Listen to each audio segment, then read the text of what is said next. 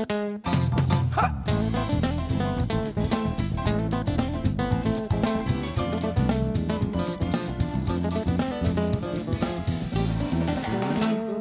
bir rüzgar dokunuyor tenime, yanımda sevgilim bu gece.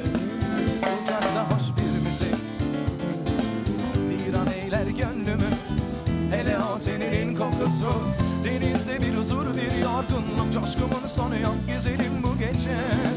Bir kadeh rakı kokusu bir an eyler gönlümü, hele o teninin kokusu. Denizde bir huzur, bir yorgunluk, coşkumun sonu yok güzelim. İçelim, içelim bu gece, içelim sabaha kadar. Akdeniz gecelerinde yüreğim yandı ya, ellerim ellerinde.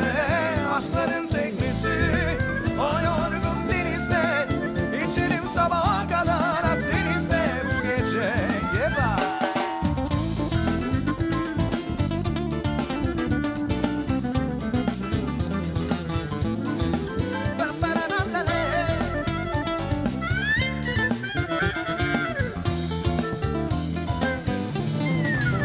Ilıkça bir rüzgar dokunuyor tenime, ay yanımda sevgilim bu gece. Bir kadeh rakı kokusu bir an eyler gönlümü, hele o teninin kokusu.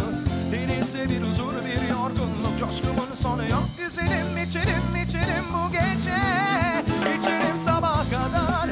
Akdeniz gecelerinde yüreğim yandı ya, ellerim ellerinde. Aşkların teknesi o yorgun denizde, içelim sabaha kadar Akdeniz'de bu gece. Dans ediyor kim?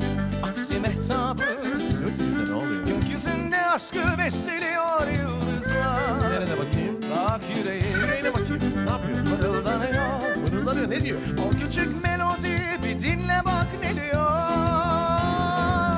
İçelim sabaha kadar Akdeniz gecelerinde, yüreğim yandı ya, ellerim ellerinde. Aşkların teknesi o yorgun denizde, içelim sabaha kadar. O zaman eller İspanyol. Comanchero, Comanchero, Comanchero, Comanchero.